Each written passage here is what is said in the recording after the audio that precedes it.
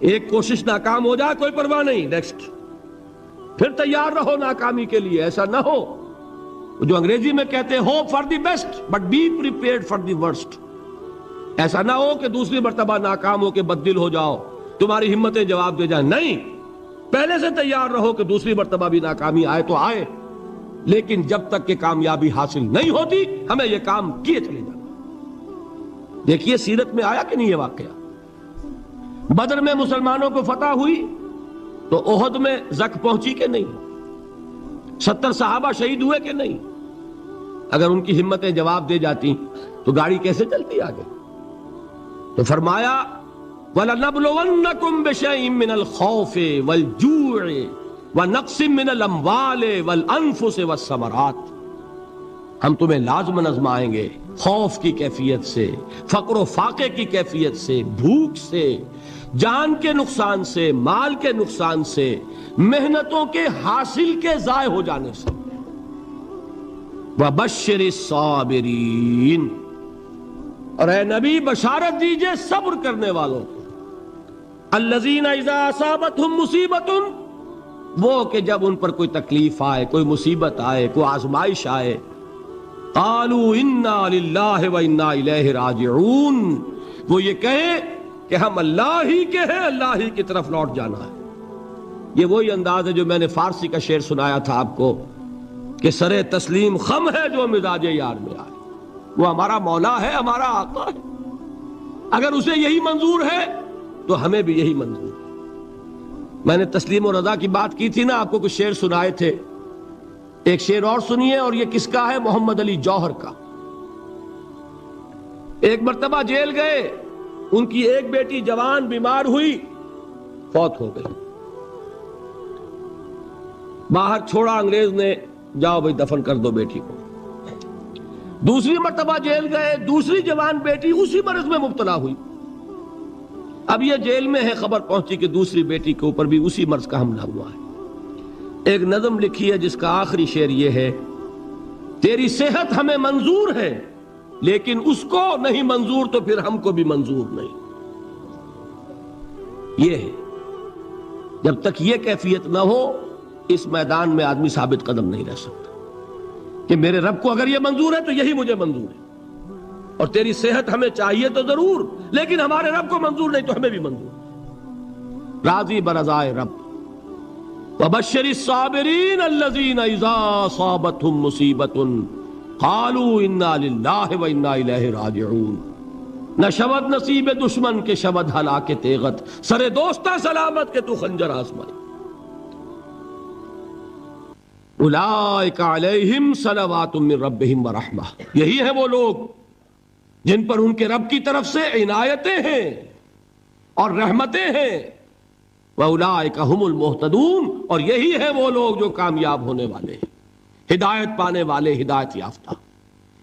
اسی سورہ بقرہ میں ذرا آگے چل کر، یہ تو ہے 20واں رکوع، 19واں رکوع، 21ویں رکوع کی پہلی آیت ہے: لَيْسَ الْبِرَّ أَن تُوَلُّوا وُجُوهَكُمْ قِبَلَ الْمَشْرِقِ وَالْمَغْرِبِ وَلَٰكِنَّ الْبِرَّ مَنْ آمَنَ بِاللَّهِ وَالْيَوْمِ الْآخِرِ وَالْمَلَائِكَةِ وَالْكِتَابِ وَالنَّبِيِّينَ وَآتَى المال على حبه ذوي القربى واليتامى والمساكين وابن السبيل والسائلين وفي الرقاب وأقام الصلاة وآتى الزكاة والموفون بعهدهم إذا عاهدوا والصابرين في البأساء والضراء وحين البأس.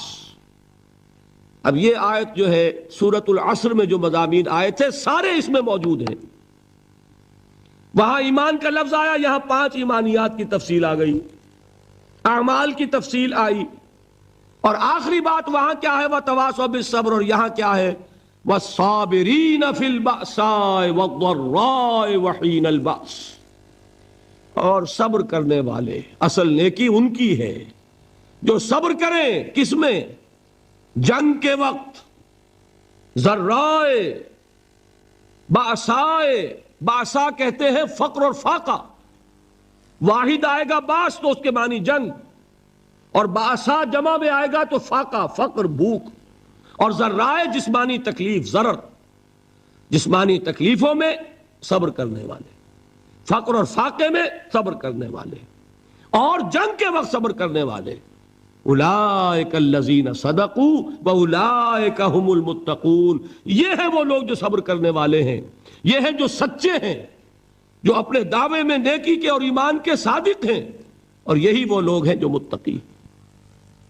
اگلی صورت ہے سورہ آل عمران، اس میں 2 لفظ آئے ہیں، آخری آیت، یا ایھا الذین آمنوا اصبروا وصابروا ورابطوا واتقوا اللہ لعلکم تفلحون۔ دیکھیے یہاں صبر اور صابر جو تعلق جہد اور جہاد کا ہے وہی ہے صبر اور مصابرت۔ صبر ایک طرفہ عمل ہے، آپ جھیل رہے ہیں، برداشت کر رہے ہیں، صبر علی المعصیہ، صبر علی الطاعہ، صبر علی الابتلاء، یہ سب کیا ہے؟ صبر۔ اور مصابرت کیا ہے؟ صبر کا صبر سے مقابلہ۔ یہ سورہ آل عمران، اب وقت نہیں ہے میں آپ کو سناتا اللہ تعالیٰ نے کیسے کیسے مسلمانوں سے کہا، مسلمانوں تمہیں زک پہنچی ہے تو انہیں بھی تو پہنچی تھی، ان کے 70 نہیں مارے گئے تھے بدر میں، ان کے حوصلے جو ہیں وہ تو پست نہیں ہوئے، وہ اگلے سال آ گئے تم پر چڑھائی کر کے، تم کیوں اتنا برا مان رہے ہو؟ تمہارے دل اتنے زخمی کیوں ہو گئے؟ تمہیں تکلیف پہنچتی ہے تو انہیں بھی پہنچتی ہے۔ اپنی غیرت جو ہے ہمیں ذرا اس کا جائزہ لینا چاہیے۔ لوگ باطل نظریات کے لیے کتنی قربانیاں دے رہے ہیں، لوگ باطل چیزوں کے فروغ کے لیے کتنی محنتیں کر رہے ہیں۔ جیسا کہ میں نے ابھی کہا تھا، اسی غیرت کو چیلنج کرنے کے لیے، ذرا آپ کی حمیت دینی کو جوش دلانے کے لیے، قادیانی نوجوان کتنی تعداد میں اپنے آپ کو دین کے لیے وقف کرتا ہے، اور آپ کتنے نوجوان ہیں جو اپنے آپ کو دین کے لیے وقف کر دیں، اور ہوں وہ کھاتے پیتے گھرانوں کے لوگ۔ یہ نہیں ہے کہ اگر کوئی اور کام نہیں کر سکتا تو پھر یہ ہے کہ وہ دین کے کام میں لگ جائے۔ باصلاحیت لوگ، کھاتے پیتے لوگ، ذہنی استعداد رکھنے والے لوگ، اونچے گھرانوں کے لوگ، وہ وقف کریں اپنے آپ کو دین کے لیے۔ اس کے بغیر کیسے باہر آ جائے گی، کیسے رونق آ جائے گی؟ تو دنیا میں باطل نظریات والے جو ہیں، یہ بات کہی گئی ہے، مسلمانوں تم اگر توحید کے لیے لڑ رہے ہو، دیکھتے نہیں ابو جہل کو، اس نے گردن کٹوائی ہے شرک کے لیے، شرک کے لیے گردن کٹوائے، اور تم توحید کے لیے گردن کٹوانے کو تیار نہ ہو۔ اس نے گردن کٹوائی کہ نہیں کٹوائی؟ اور کس طرح کٹوائی ہے؟ جو کہ بڑا متکبر قسم کا، فرعون قسم کا شخص تھا، جب گردن کاٹنے لگے تو کہتا ہے ذرا نیچے سے کاٹنا، تاکہ جب تم نیزے کے اوپر چڑھاؤ میرے سر کو تو اونچا نظر آئے، معلوم ہو سردار کا سر ہے۔ وہ بدبخت مرتے ہوئے بھی جو اس کی کیفیت تھی نا، اس کو ذہن میں رکھیے۔ تو یہ اس لوگوں نے قربانیاں دی، جانیں دی، تو فرمایا اگر تم ان سے زیادہ قربانی نہیں دو گے، جو نوٹ کر لیجئے اس کو، مجرد اگر حق کو غالب کرنا اللہ کے ذمے ہو تو آنے واحد میں غالب کر دے گا، تمہیں تکلیف ہی دینے کی ضرورت نہیں۔ سمجھ رہے؟ کیا اللہ کے مقابلے میں کوئی باطل کی طاقت ٹھہر سکتی ہے؟ یہ تمہارے ایمان کا امتحان ہے، یہ تمہارے خلوص کی آزمائش ہے، یہ تمہارے امتحان کا ثبوت درکار ہے کہ اللہ تعالیٰ دیکھنا چاہتا ہے تم اس کے لیے اپنی جانیں قربان کرنے کو تیار ہو کہ نہیں، تم اس کے لیے تن من دھن لگانے کو تیار ہو کہ نہیں۔ اور یہ جان لو کہ اگر کفار اور مشرکین اور ملحدین اور باطل نظریات والے وہ جو کچھ قربانیاں اپنے باطل نظریات کے لیے دے رہے ہیں، ان سے زیادہ اگر تم نہیں دو گے تو حق غالب نہیں ہوگا۔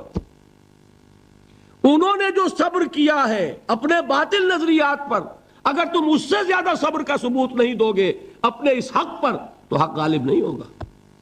اس لیے فرمایا یا ایھا الذین آمنوا اصبروا وصابروا، نہ صرف یہ کہ صبر کرو بلکہ صبر میں اپنے دشمنوں سے آگے نکلو، ان کے صبر سے بڑھ کر صبر کرو۔ ورابطوا، مرابطہ کہتے ہیں چوکس رہنا، ہوشیار، پہرا دو، ایسا نہ ہو کہ دشمن جو ہے غفلت میں تمہارے اوپر کوئی حملہ جو ہے کر بیٹھے۔ واتقوا اللہ، اور اللہ کا تقوی اختیار کرو، لعلکم تفلحون، تاکہ تم فلاح پاؤ۔ یہ ہے حضرات تواصوا بالصبر۔ میں نے عرض کیا تھا ہر جگہ پر آپ کو چوٹی کی بات صبر ملے گا. آیت الکرسی، آیت البر جو میں نے آپ کو سنائی آخر میں، والصابرین فی الباساء والضراء وحین الباس.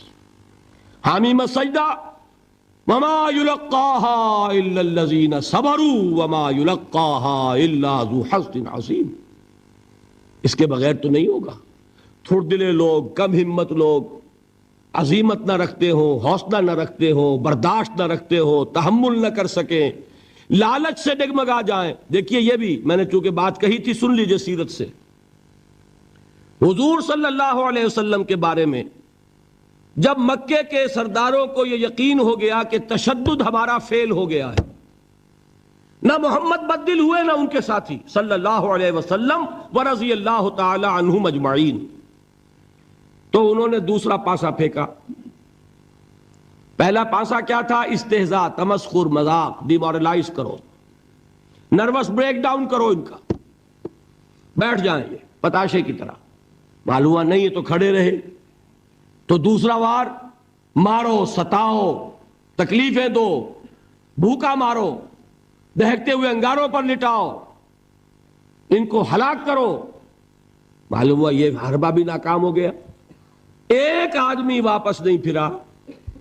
ایک شخص کو بھی ہم اپنے اس تمام پرسیکیوشن سے نہ توحید سے ہٹا سکے، نہ محمد سے برگشتہ کر سکے صلی اللہ علیہ وسلم. بلکہ مرض بڑھتا گیا جوں جوں دوا کی. ان کے اعتبار سے تو مرض تھا نہیں کہ وہ تو بات آگے بڑھ رہی. ہم نے جتنا دبایا، وہ جو کہا ہے کہ اتنا ہی یہ ابھرے گا جتنا کہ دبا دیں گے، تو ہمارا دباؤ جو ہے وہ ناکام ہو گیا. تو تیسرا بار آیا تھا. وہ کیا تھا؟ سفارت آئی ابو طالب کے پاس. دیکھو ابو طالب، تمہارا بھتیجا جو ہے وہ ہمارے معبودوں کو باطل ٹھہرا رہا ہے. ہم تنگ آ چکے ہیں. اگر تو اسے بادشاہت چاہیے، اگرچہ ہم کسی بادشاہت کے عادی نہیں ہیں، لیکن ہم اسے اپنا بادشاہ بھی مان لیں گے. اگر اسے دولت چاہیے، وہ اشارہ کرے، ہم سیم و زر کے انبار اس کے قدموں میں لگا دیں گے. اور کہیں نکاح کرنا چاہے اشارہ کر دے، جس اونچے سے اونچے گھرانے میں وہ چاہے گا قریش کے، ہم اس کی شادی کر دیں گے. تینوں ہی لالچ ہے نا دنیا میں. ویسے تو زر، زن، زمین، آپ کے ہاں یہ تین زے مشہور ہیں. زر، زن، زمین. زمین کو اقتدار سمجھ لیجئے، قوت سمجھ لیجئے، دبدبا سمجھ لیجئے. زن، زر اور حکومت، تینوں پیشکشیں انہوں نے کی. دیکھیے یہ ہوتے ہیں مرحلے تحریکوں کے لیے بہت ہی نازک. نبی کے لیے تو خیر کوئی امکان نہیں تھا. غیر نبی ہو تو سوچے گا نا، یہ بادشاہ بنا رہے ہیں، بادشاہ بنو، اس وقت تھوڑا سا کمپرومائز کر لو، پھر ہاتھ میں قوت آ جائے گی تو پھر سب ٹھیک کر لیں گے. اگرچہ کبھی ٹھیک نہیں ہوتا، وہ ٹھیک ہوتا ہے اسی پروسیس سے جو محمد الرسول اللہ نے اختیار کیا.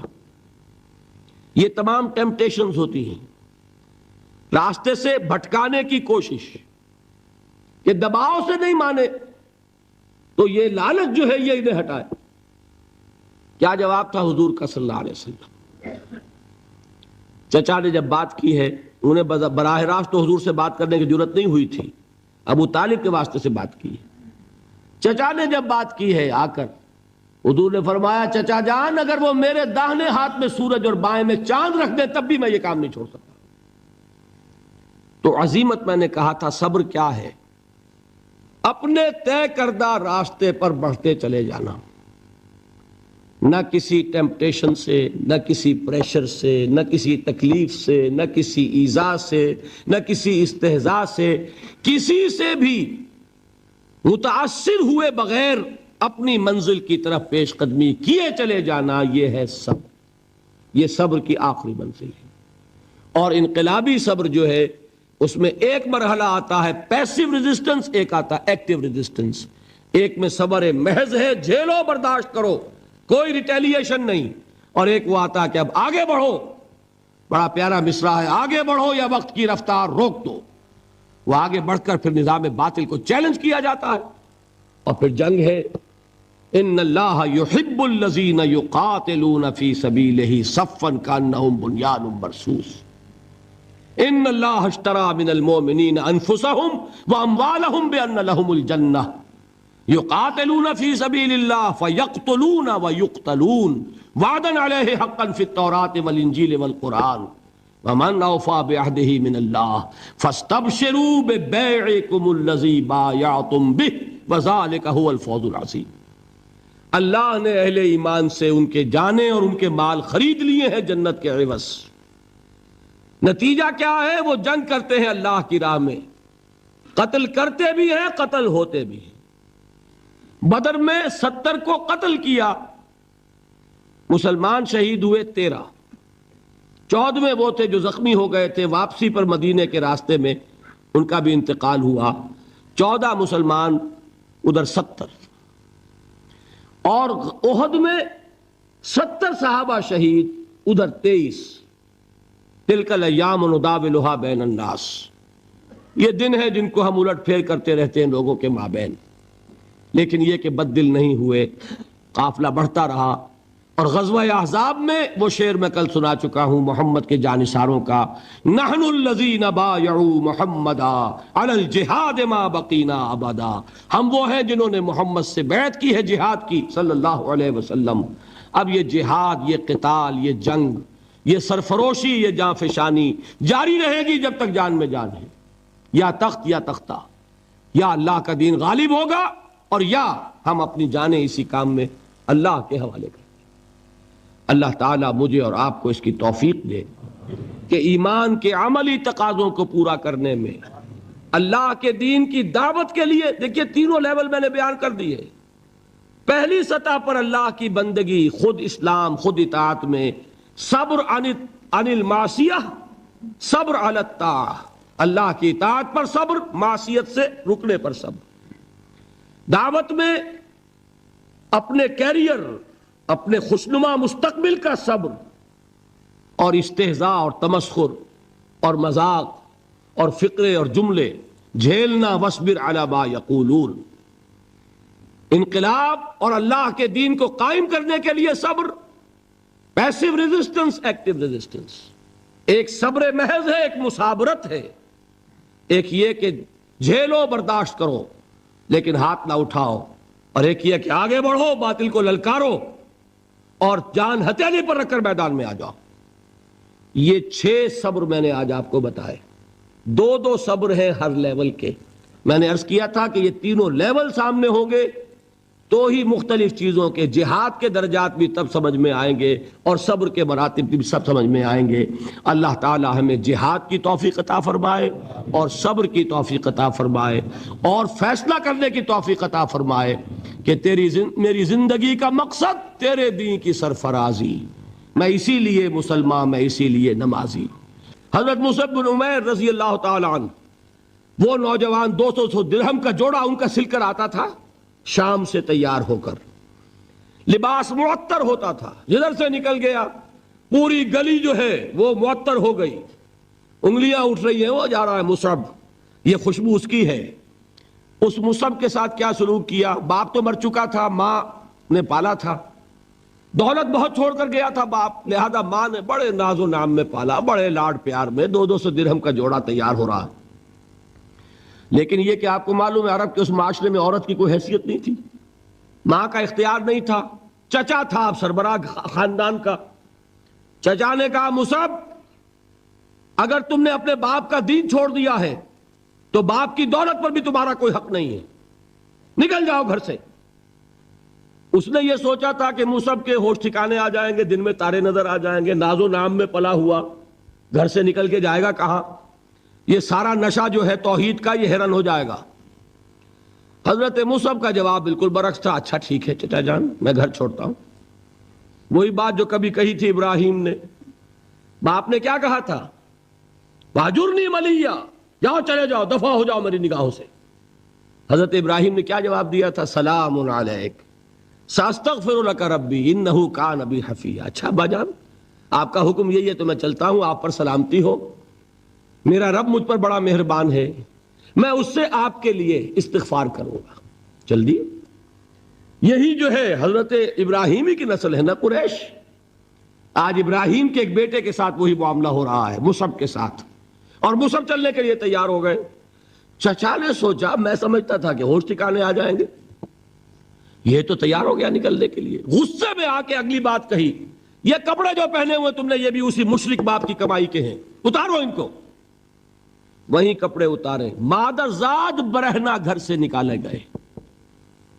ماں کے پاس پہنچے, ماں نے آنکھوں پر ہاتھ رکھے. مصعب کیا ہوا؟ کہ ماں سے کہتے ہیں کہ ماں میں موحد ہو گیا ہوں. اور وہاں سے گئے, پھر حضور کی خدمت میں کپڑے کہیں سے مانگے ہوں گے. یہ مصعب ہیں 200 درہم کا جوڑا پہننے والے. جب حضور پر مدینے کے 12 افراد ایمان لائے تھے, بیعت عقبہ اولیٰ ہوئی, انہوں نے کہا کہ حضور ہمیں کوئی شخص اپنا ایسا شاگرد دیجئے جو ہمیں قرآن پڑھا سکے. حضور نے حکم دیا, مصعب جاؤ, اب مدینے جاؤ, یثرب جاؤ, یثرب والوں کو قرآن پڑھاؤ, انہیں تبلیغ کرو. مصعب گئے ہیں وہاں, 1 سال کی کمائی 75 افراد لا کر حضور کے جھولی میں اگلے سال ڈال دیے کہ حضور یہ میری 1 سال کی کمائی ہے. 72 مرد 3 عورتیں, انہوں نے وہ بیعت کی تھی, بیعت عقبہ ثانیہ, جس کے الفاظ کل میں نے آپ کو سنائے تھے. بایعنا رسول اللہ صلی اللہ علیہ وسلم علی السمع والطاعت فی العسر والیسر والمنشط والمکرہ وعلی اثرۃ علینا وعلی لا ننازع الامر اہلہ وعلی ان نقول بالحق اینما کنا لا نخاف فی اللہ لومۃ لائم. یہ 72 مرد تھے مدینے کے جنہوں نے یہ بیعت کی. پھر انہوں نے ریکویسٹ کی کہ حضور اب آپ ہمارے ہاں تشریف لائیے, ہم اگر یہ مکے والے وہاں حملہ کریں گے تو ہم آپ کی حفاظت کریں گے جیسے کہ اپنے اہل و عیال کی کرتے ہیں. بہرحال وہ مصعب بن عمیر ہیں جو غزوہ احد میں شہید ہوئے, اور جب شہید ہوئے تو ان کے جسم پر صرف ایک چادر تھی. ایک بات تو یہ نوٹ کیجئے, موضوع سے ذرا بات تھوڑی ادھر ادھر جا رہی ہے, لیکن یہی چیزیں ہیں اصل میں کہ جو ہمارے دلوں کو منور کرنے والی ہیں نور ایمان سے. وہ علم بردار تھے غزوہ احد میں, جھنڈا مسلمانوں کا ان کے پاس تھا.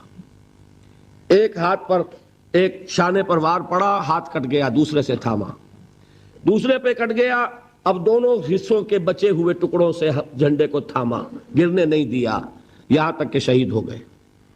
گرے ہیں تو جھنڈا گرا ہے. شکل میں حضور سے بہت مشابہ تھے.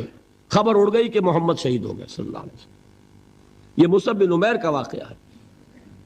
جب ان کو اب دفن کرنے کا وقت آیا, اور شہید کے لیے کفن جو ہے اس کا وہی لباس ہوتا ہے جو شہادت کے وقت ہو, حضور کے سامنے ایک پرابلم پیش کیا گیا. حضور, مصعب کے جسم پر تو ایک چادر تھی, اور وہ چادر بھی اتنی چھوٹی ہے, یعنی 2 گز کی چادر بھی نہیں ہے.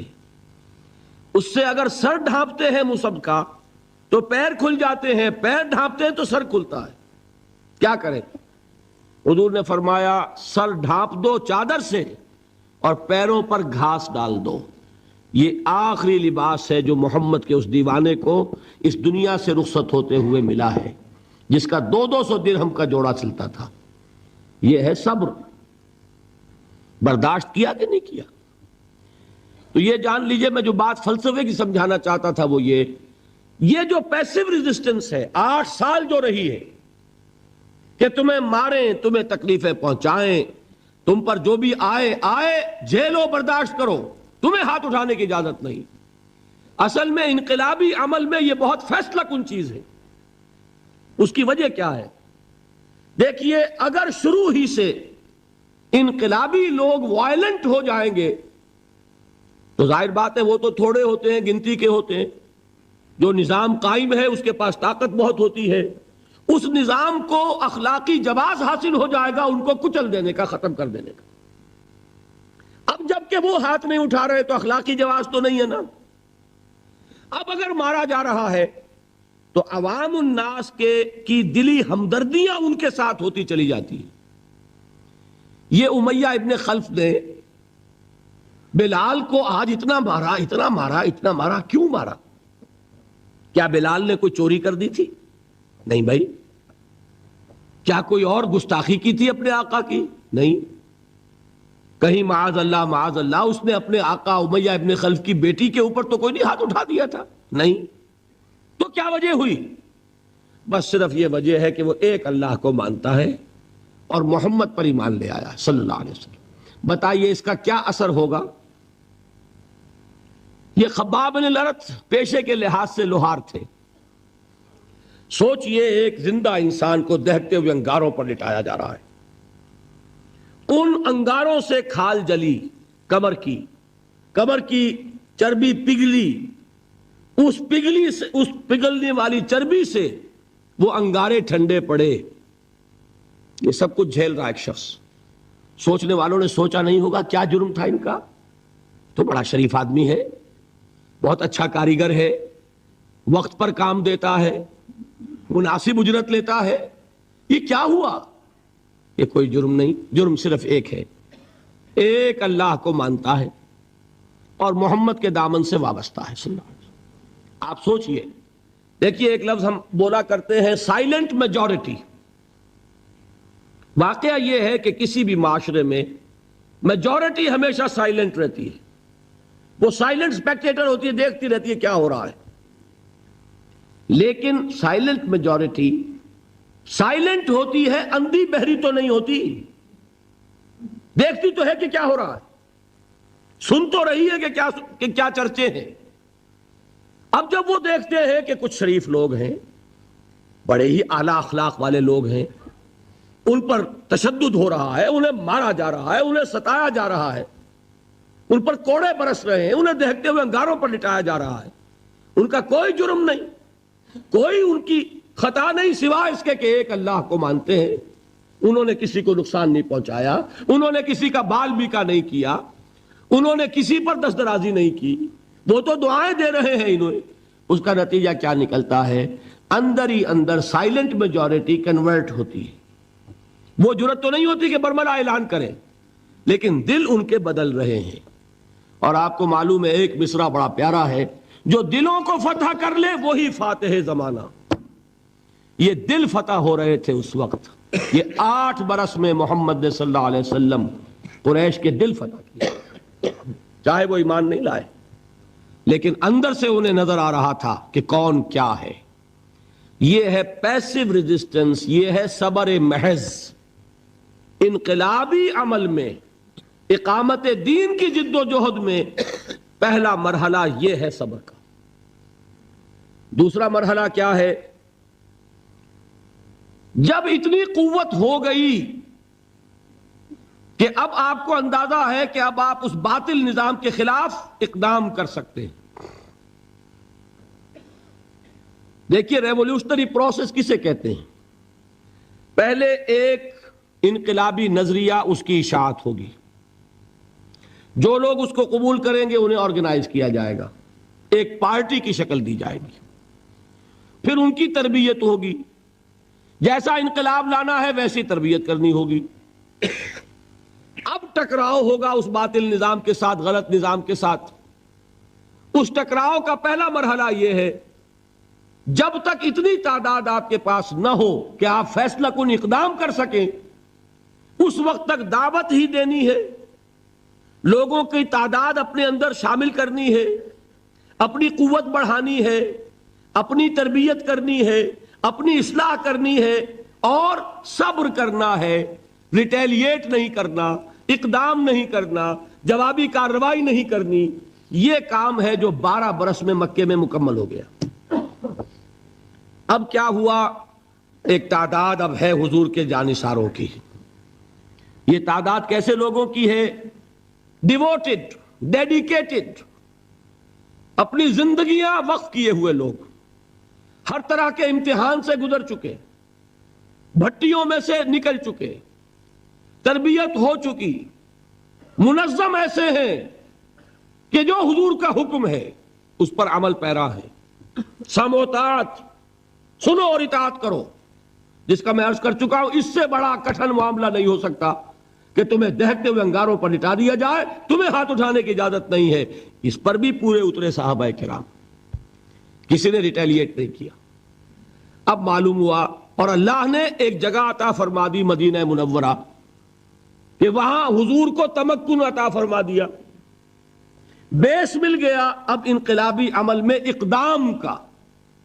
بیس بھی ہے مدینہ، طاقت بھی ہے صحابہ کرام کی۔ اب اقدام ہوا۔ اقدام کیا تھا؟ نبی اکرم صلی اللہ علیہ وسلم نے مدینے پہنچنے کے بعد، اور یہ نوٹ کر لیجئے، سورہ حج کی ایک آیت ہے، اُذِنَ لِلَّذِينَ يُقَاتَلُونَ بِأَنَّهُمْ ظُلِمُوا وَإِنَّ اللَّهَ عَلَى نَصْرِهِمْ لَقَدِيرٌ۔ آج سے اجازت دی جا رہی ہے ان لوگوں کو جن پر ظلم و ستم کے پہاڑ توڑے گئے۔ ابھی تک حکم تھا ہاتھ بندے رکھو، آج سے ہاتھ کھول دیے گئے۔ یو کین ریٹیلیٹ، تم بدلہ لے سکتے ہو، جوابی کارروائی کر سکتے ہو۔ یہ آیت نازل ہوئی، حضرت عبداللہ ابن عباس کی یہ رائے ہے کہ یہ آیت نازل ہوئی ہے دوران سفر ہجرت، جب حضور مکے سے مدینے تشریف لے جا رہے تھے، یہ آیت نازل ہوئی۔ یہ گویا کہ ٹرننگ پوائنٹ ہے کہ اب تک تو تمہیں حکم یہ تھا کہ چاہے تمہارے جسم کے ٹکڑے اڑا دیے جائیں، تم کوئی جوابی کارروائی نہیں کر سکتے۔ اب وہ حکم بدل گیا، اب تم اقدام کرو، جوابی کارروائی کرو۔ حضور نے کیا کیا اس کو سمجھ لیجئے، یہ سیرت کا بہت اہم باب ہے اور نگلیکٹڈ ہے، توجہ نہیں ہوئی اس پر۔ واقعات موجود ہیں سیرت کی کتابوں میں، ان واقعات کی اہمیت کیا ہے، ان سے کیا نتیجہ نکلتا ہے، اس پر زیادہ توجہ نہیں ہوئی۔ حضور نے مدینے پہنچ کر 6 مہینے تو کوئی اقدام نہیں کیا، اپنی پوزیشن کو کنسولیڈیٹ کیا۔ 3 اہم کام کیے۔ مسجد نبوی کی تعمیر کے ایک مرکز وجود میں آ جائے، وہی اب آپ کی تربیت گاہ ہے، وہی خانقاہ ہے، وہی گورنمنٹ ہاؤس ہے، وہی درسگاہ ہے، اصحاب صفہ ہے، حضور صلی اللہ علیہ وسلم ہے، نماز با جماعت ہے، خطبہ جمعہ ہے، تو خانقاہ بھی وہی، تربیت گاہ بھی وہی، درسگاہ بھی وہی، گورنمنٹ ہاؤس بھی وہی۔ دوسرا کام کیا کیا؟ جو یہودی قبائل تھے ان کو جکڑ لیا، معاہدوں میں معاہدے کر لیے، تاکہ مدینے کے ڈیفنس کے لیے جوائنٹ ڈیفنس، اگر مدینے پر حملہ ہوگا طے ہو گیا کہ مل جل کر ڈیفینڈ کریں گے۔ یہ ایک بہت بڑا اقدام ہے۔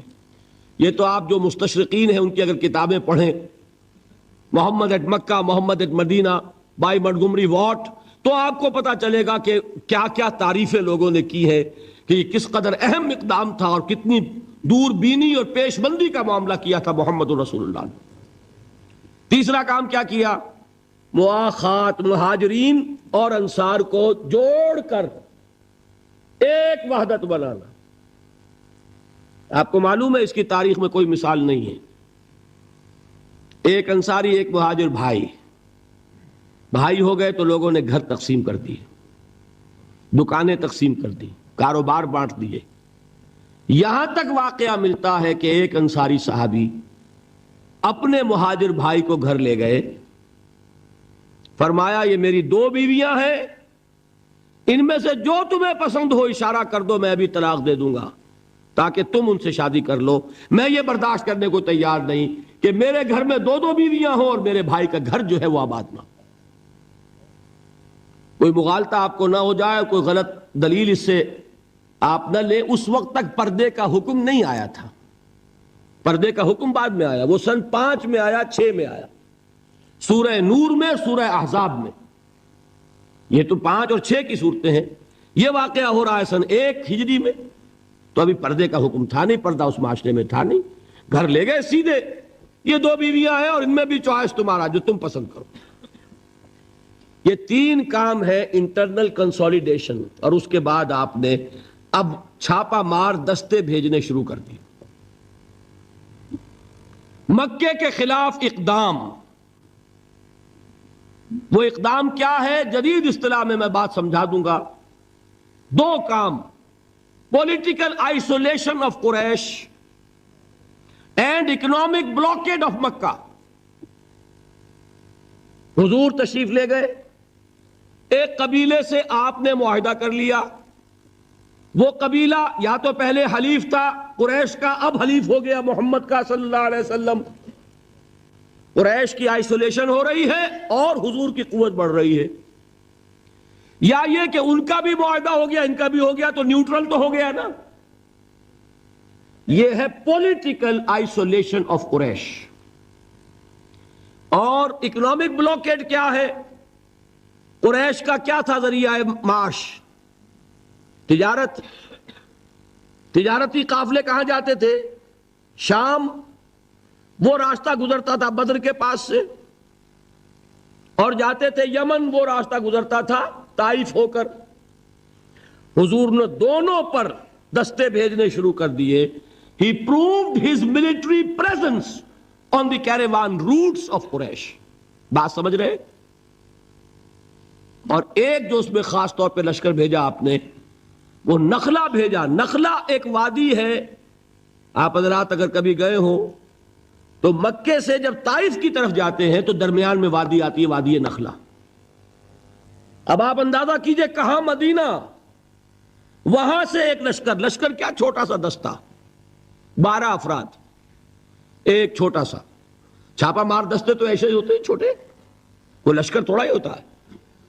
حضرت عبداللہ ابن جہش اس کے کمانڈر، انہیں ایک سیلڈ لیٹر دیتے ہیں حضور، مہر لگا ہوا، کہ مدینے سے 2 دن کی مسافت پر باہر نکل کر پھر کھولنا اس کو، اور جو اس میں لکھا ہوا ہے انسٹرکشنز جو ہے کیری آؤٹ کرو. اتنی سیکریسی. جب وہ نکلے 2 دن کے فاصلے پہ باہر چلے گئے، کھولا لکھا وادی نخلا میں قیام کرو اور وہاں جا کر قریش کی نقل و حرکت پر نگاہ رکھو اور ہمیں اطلاع دیتے رہو. اب یہ 300 میل کا سفر کر کے وہاں پہنچے ہیں. وہاں اتفاق سے ایک قافلہ قریش کا گزر رہا تھا، اس سے مٹ بھیڑ ہو گئی، مقابلہ ہوا. ایک آدمی قرشی جو ہے کافر مشرک، وہ ان کے ہاتھوں مارا گیا. 2 کو انہوں نے گرفتار کیا، باقی بھاگ گئے. تو جو مال غنیمت تھا وہ لے کر آ گئے. حضور ناراض ہوئے کہ میں نے تمہیں اس کا حکم نہیں دیا تھا، میں نے صرف یہ کہا تھا کہ وہاں قیام کر کے ہمیں انفارم کرتے رہو. لیکن یہ بات ریکارڈ پر آ جانی چاہیے کہ ہجرت کے بعد پہلا قتل جو ہوا مسلمانوں کے ہاتھوں ایک مشرک کا ہوا. یہ تھی جس نے مکے میں آگ لگا دی. اتنی جرت ہو گئی محمد کی صلی اللہ علیہ وسلم. ادھر سے وہ ابو سفیان لے کر گئے ہوئے تھے قافلہ، تجارتی قافلہ، وہ واپس آ رہا تھا. اس کی طرف سے ایک پیغام پہنچ گیا کہ میرے قافلے کو خطرہ ہے محمد کے آدمیوں سے صلی اللہ علیہ وسلم، لہذا فوراً کوئی انتظام کرو مدد کا. یہ ہے وہ چیز جس کی آڑ لے کر ابو جہل جیسے لوگوں نے لشکر تیار کیا اور بدر کی طرف مارچ کیا. یہاں سے پہلی جنگ ہوئی ہے غزوہ بدر سن 2 ہجری میں. اگر حضور اقدام نہ کرتے، حضور نے یہ دستے بھیجے نہ ہوتے، اگر مسلمانوں کے ہاتھوں ایک کافر کا قتل نہ ہوتا، اگر وہ راستہ جو ہے تجارتی راستہ وہ مخدوش نہ ہو گیا ہوتا، بدر کی جنگ نہ ہوتی. یہ اقدام تھا محمد الرسول اللہ صلی اللہ علیہ وسلم کا، جس کے نتیجے میں final phase of revolution, armed conflict, وہ اب شروع ہوا ہے سن 2 میں، جاری رہا سن 8 تک. اندرون ملک عرب یہ 6 سال ہیں. ان 6 سالوں میں غزوہ بدر، غزوہ احد، غزوہ احزاب، یہ سارے غزوے ہو گئے. پھر فتح مکہ، پھر یہ کہ غزوہ حنین، طائف کا محاصرہ. سن 8 تک یہ معاملہ مکمل ہو گیا. جاء الحق وزهق الباطل ان الباطل کان زہوقا. جب یہ فیز شروع ہوا ہے تو یہ آیتیں نازل ہوئی جو میں نے سنائی تھی آپ کو، یا ایھا الذین آمنوا استعینوا بالصبر والصلاۃ. اے مسلمانوں، اہل ایمان، مدد حاصل کرو. اب جو نیا فیز شروع ہو چکا ہے تمہاری جد و جہد کا. یہ مدنی آیت ہے نا، مدنی صورت ہے. وہ جد و جہد کا دور جو تھا مکی، وہ کچھ اور تھا، یہ کچھ اور ہے. اس میں تو اب تمہیں آگے بڑھنا ہے، کفر پر اور شرک پر حملہ آور ہونا ہے، اقدام کرنا ہے، چیلنج کرنا ہے. فاستعینوا بالصبر والصلاۃ. مدد حاصل کرو کس سے؟ صبر سے اور نماز سے. ان اللہ مع الصابرین. جان لو کہ اللہ تعالیٰ صبر کرنے والوں کے ساتھ ہے. وَلَا تَقُولُوا لِمَنْ يُقْتَلُ فِي سَبِيلِ اللَّهِ أَمْوَاتٌ. اور ہرگز نہ کہو اسے جو اللہ کی راہ میں قتل ہو جائے کہ وہ مردہ ہے. بل احیاء ولکن لا تشعرون، نہیں، وہ زندہ ہے لیکن تمہیں ان کا شعور نہیں ہے۔ اور سنیے اب یہ آیت اہم ترین ہے صبر کے موضوع پر۔ وَلَنَبْلُوَنَّكُمْ بِشَيْءٍ مِّنَ الْخَوْفِ وَالْجُوعِ وَنَقْصٍ مِّنَ الْأَمْوَالِ وَالْأَنفُسِ وَالثَّمَرَاتِ وَبَشِّرِ الصَّابِرِينَ، اور دیکھو ہم تمہیں آزمائیں گے، وَلَنَبْلُوَنَّكُمْ، ہم لازماً آزمائیں گے تمہیں، بِشَيْءٍ مِّنَ الْخَوْفِ، خوف کی کیفیت طاری کر کے، والجوع، بھوک، فقر اور فاقہ، ونقص من الاموال، مالی نقصان، والانفس، جانی نقصان، والثمرات، اور ثمرات، پھلوں اور میووں کا نقصان۔ میرے نزدیک یہاں پر ثمرات کا مفہوم ایک اور بھی ہے۔ ایک تو صاف تھا کھجور کی فصل تیار ہے، غزوہ تبوک جانے کا حکم مل گیا، کون اتارے گا؟ اور کھجور وقت پر اتری نہیں، برباد ہو جائے گی۔ یہ ہو رہا ہے نا میووں کا نقصان۔